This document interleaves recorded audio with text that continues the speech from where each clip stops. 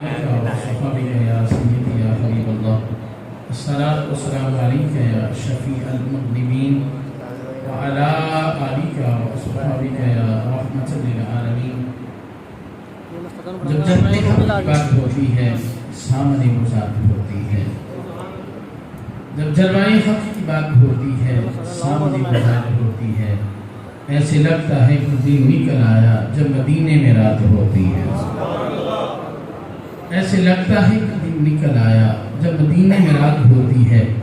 اور سبھی جان و دل نثار کرتے ہیں کہ ہم مدینے سے پیار کرتے ہیں. اور سبھی جان و دل نثار کرتے ہیں کہ ہم مدینے سے پیار کرتے ہیں. اور بھیجتے ہیں درود آقا پر. کاروبار کرتے ہیں اور تو کچھ نہیں دامن میں بس کملی والے سے پیار کرتے ہیں. اور تو کچھ نہیں دامن میں بس کملی والے سے پیار کرتے ہیں. دل کو کیف و سرور ملتا ہے. دل کو کیف و سرور ملتا ہے. قرب رب غفور ملتا ہے. تجربہ ہے نبی کی چوکٹ سے جو بھی مانگو ضرور ملتا ہے. تجربہ ہے نبی کی چوکٹ سے جو بھی مانگو ضرور ملتا ہے. معزز و مکرم سامعین کرام، پیر طریقت رہبر شریعت پیر برہان ہاشمی صاحب دامت برکاتہ القدسیہ، معزز و مکرم مہمانان گرامی قدر، خوش قسمت ہیں وہ ساتھی جو حضور کی زیارت کے لیے جا رہے ہیں. کس کے لیے جا رہے ہیں؟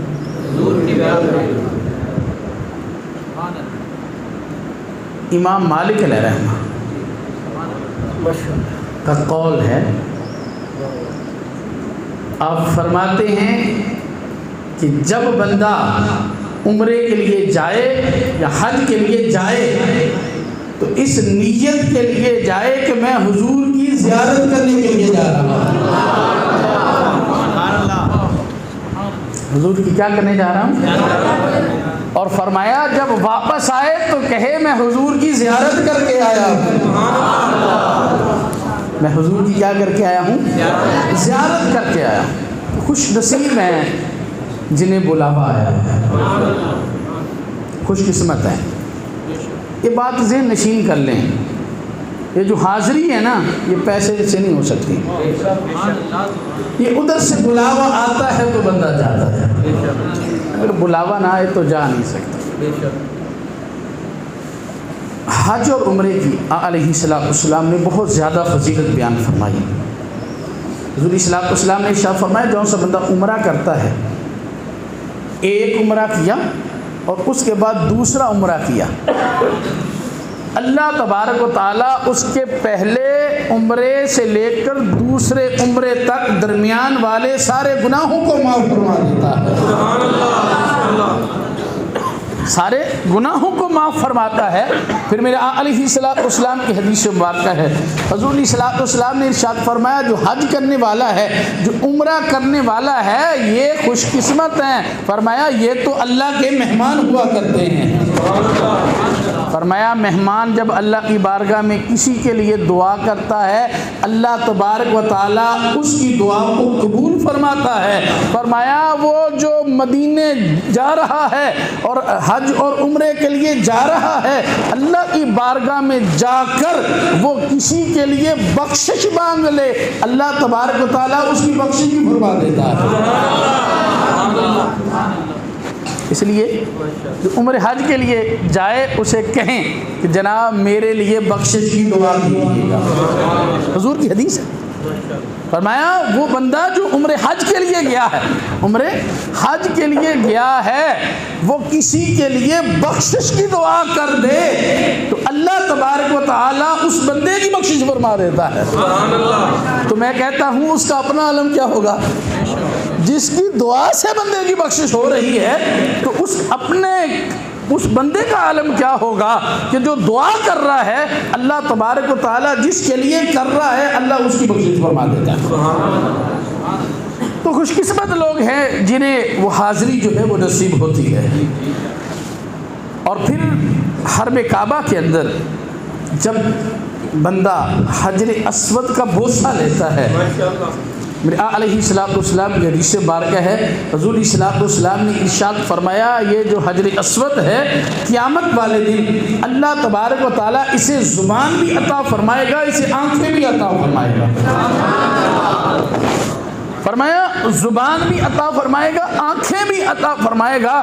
جس نے اسے چوما ہوگا قیامت والے دن یہ حجر اسود اس کی شفاعت کرے گا. وہاں اللہ کی رحمتوں کا نزول ہوتا ہے. جون سا بندہ جو ہے وہ طواف کر رہا ہوتا ہے 60 رحمتوں کا نزول اس بندے پہ. جو نماز پڑھ رہا ہوتا ہے 40 رحمتوں کا نزول اس پہ ہو رہا ہوتا ہے. جو کچھ بھی نہیں کر رہا وہاں بیٹھ کر صرف اور صرف خانہ کعبہ کی زیارت کر رہا ہوتا ہے 20 رحمتوں کا نزول اس بندے پہ بھی ہو رہا ہوتا ہے. وہاں رحمتوں کا نزول ہوتا ہے، وہاں دعائیں قبول ہوتی ہیں. اور پھر حاجیوں اور شہنشاہ، میں طویل خطاب نہیں کرنا چاہتا ہوں اس لیے جا رہا ہوں جس طرف جانا ہے. حاجیوں آؤ شہنشاہ کا روزہ دیکھو، کعبہ تو دیکھ چکے اب کعبے کا بھی کعبہ دیکھو. کعبہ تو دیکھ چکے اب کعبے کا بھی کعبہ دیکھو. شہر مدینہ جو ہے یاد رکھ لیں یہ ادبی امام مالک علیہ رحمہ تشریف فرما تھے. ہاتھ میں وقت آیا، ہاتھ میں وقت آتا ہے، آواز اس کی تھوڑی سی بلند ہوئی.